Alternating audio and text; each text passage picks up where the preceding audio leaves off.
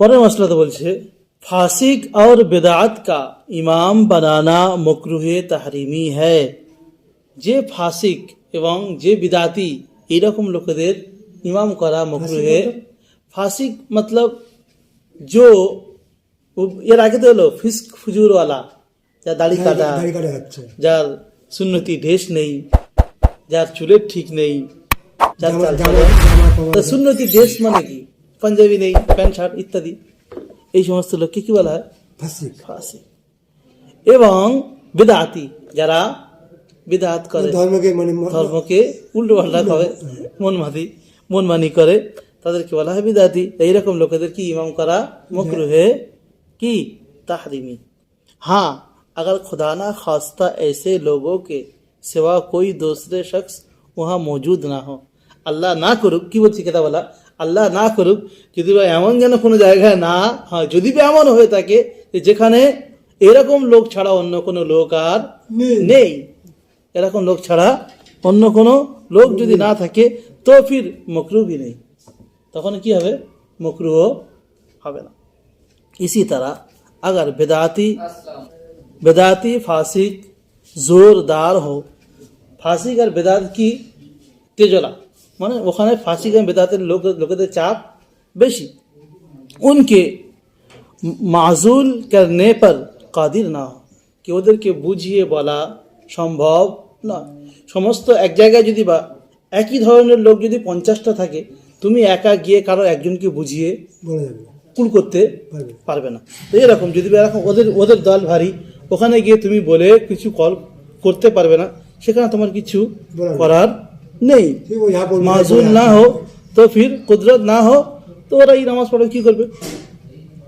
या फितना আজিম बर्पा होता हो, যদি বা তুমি বলো তো বড় হাঙ্গামা তৈরি হয়ে যাবে। যদি তুমি বলার চেষ্টা করো কি হবে? বড় হাঙ্গামা হবে, ঝগড়া হবে, মারপিট হয়ে যাবে।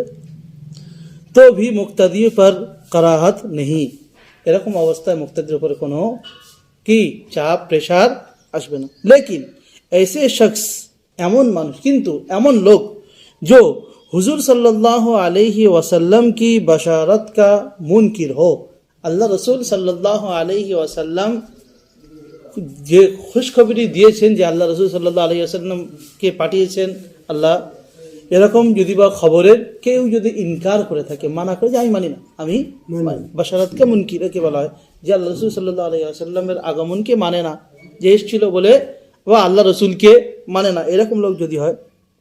আর উলুহিয়াত কা কাইল হো, উলুহিয়াত যে এই সমস্ত জিনিসগুলো মানে দেখো কেমন, আল্লাহ তাআলাকে সিফাত ইলম গায়ব ও শরীক জানতা হো, আল্লাহ তাআলা সমস্ত জিনিস জানে, আল্লাহ তাআলা সমস্ত জিনিস জানে এবং আল্লাহ তাআলা সমস্ত জিনিস করতে পারে, এরকম জিনিসকে সে কি করে?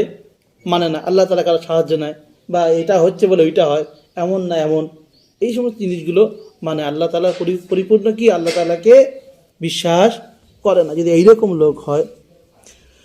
তো পহলা আকিদা, প্রথম কথা হলো এই যে কুফর ও কি এরকম লোক কি কাফের। আর दूसरा শরীক, শিরক করে, আল্লাহকে মানে না, আল্লাহর উপরে অন্য কাউকে এ করে, কি হবে? শিরক করে।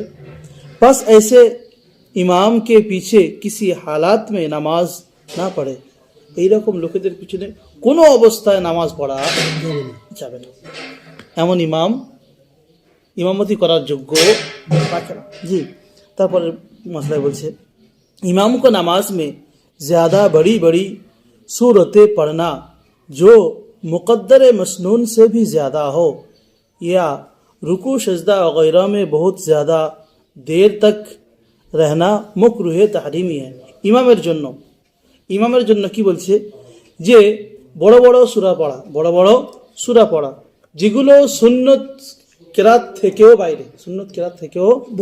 বাইরে, ज़्यादा हो, या रुकू सजदा वगैरह, রুকুতে গিয়ে সেজদাতে গিয়ে খামাখা বেশি টাইম লাগানো, দেরি করা, বহুত ज़्यादा देर तक रहना मकरूह, খুব বেশি দেরি করা কি, যেগুলো সুন্নত যতটা পর্যন্ত থাকতে বলেছে ততটা কেরাত পড়ো, বা যতক্ষণ পর্যন্ত রুকুতে থাকতে বলেছে ওই রকম থাকো, সেজদা ওই রকমই করো, তাহলে কি হবে? সুন্নত আদায় হবে।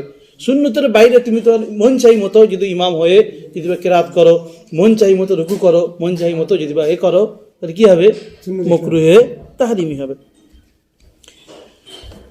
बल्कि इमाम को चाहिए कि अपने मुक्तदियों की हाजत और ज़रूरत और ज़ौफ़ वगैरह की ख्याल रखे। ইমামের জন্য দরকার হলো এটাই, ইমামের জন্য কি দরকার, যে পিছনে আমার যে সমস্ত মুক্তাদি রয়েছে তাদের খবর রাখা, যে তারা কেমন, তারা শক্তিশালী, মজবুত না কমজোর, তারা কতক্ষণ পর্যন্ত আমার পিছনে দাঁড়াতে পারবে, তারা কতক্ষণ পর্যন্ত আমি কেরাত করলে সহ্য করতে পারবে, সেরকম খেয়াল কার থাকা দরকার? ইমামের থাকা দরকার। যে তারা খুব ব্যস্ত মানুষ কিনা, তাদেরকে হয়তো খুব ব্যস্ত মানুষ, আমি জানি আমার পিছনে যে সমস্ত লোকেরা আছে খুব ব্যস্ত মানুষ, আমি যে লম্বা কেরাত করি তাদের কাজে অসুবিধা হবে, হবে কি হবে না? তাহলে ইমামের এটাও খেয়াল রাখা দরকার যে আমার পিছনে ব্যবসায়ী লোক আছে কিনা, আমার পিছনে ব্যস্ত মানুষ আছে কিনা, শর্ট নামাজ কি করতে, তাদের জন্য কি করতে হবে? ইমামের করতে বলে কি করা? নামাজকে ছোট করা। তো এইরকম বলছে अपने मुक्तदियों की हाजत और ज़रूरत और ज़ौफ़ वगैरह का ख्याल रखे। এই সমস্ত গুলো কি করতে হবে? ইমামের খেয়াল রাখতে হবে। जो सब में ज़्यादा साहिबे ज़रूरत हो उसकी रियायत करे। ওদের মধ্যে সমস্ত মুক্তাদির মধ্যে যে সব থেকে কমজোর বা যার উপরে এ করা দরকার, যে কে ছেড়ে দেওয়া দরকার, তার কারণে সকলকে কি করা? তাড়াতাড়ি ছেড়ে দেওয়া। যে ও যেমন হয়তো কি হয় অনেক সময়, যে আমরা নামাজ শুরু করেছি, কোনো পিছনে বাচ্চা কাঁদছে খুব জোরে কাঁদছে, যার জন্য নামাজে অসুবিধা হচ্ছে। যতক্ষণ পর্যন্ত নামাজ না থামবে, বাচ্চার যে গার্জেন এসছে সে যতক্ষণ না তার কাছে যাবে ততক্ষণ সে কান্না থামবে না। সেই সময় নামাজ লম্বা করবো, সকলের খেয়াল কিন্তু ওই কান্নার দিকে যাবে। তখন কি করা দরকার? নামাজকে ছোট করে দেওয়া, তাদের বাচ্চাদের সামনে নেওয়া। এবার এইরকম লাইনের, শুধু ওই কান্না বলে নয়, এরকম লাইনের যদি কোনো জিনিস থাকে যে খুব কমজোর, এমন কমজোর রয়েছে যেসব দাঁড়াতে পারবে না, কিন্তু খুব জোর 1 মিনিট থেকে 1.5 মিনিট দাঁড়াতে পারবে, কি করতে হবে? কেরাতকে ছোট করে দিতে হবে। ওর জন্য সকলের নামাজ হয়তো কম হবে, যে একজনের জন্য আমি এই করব, এসব কিছু নয়। এগুলো ইমামের কি কর্তব্য, ইমামকে এগুলো করা। জি, इसकी रियायत करे करके किरात वगैरह करे, এরকম ওই দিকে খেয়াল করে কেরাতগুলো করা। बल्कि ज़्यादा ज़रूरत के वक्त मुक़द्दर मसनून से भी कम किरात करना बेहतर है।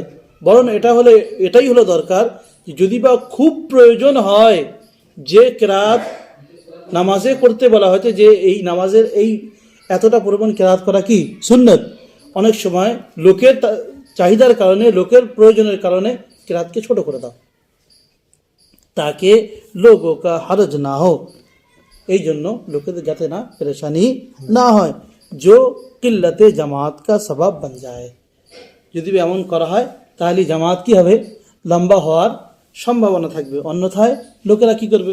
যে আমরা আমাদের কষ্ট করে যাচ্ছি, এত হচ্ছে, আর ইমাম সাহেব মতন চালাচ্ছে, তাই নামাজ পড়বো নি, একবার পড়তে আসবে, দ্বিতীয়বার আসবে নি, তো এতে কি হবে? নামাজি কি হবে? কমে যাবে। তো এই মুসল্লিদেরকে ইমামের খেয়াল করা দরকার, যে কেমনভাবে নামাজ পড়ালে, কতক্ষণ সময় দিলে মুসল্লিরা টিকে থাকবে, সেদিকেও ইমামকে খেয়াল করা দরকার।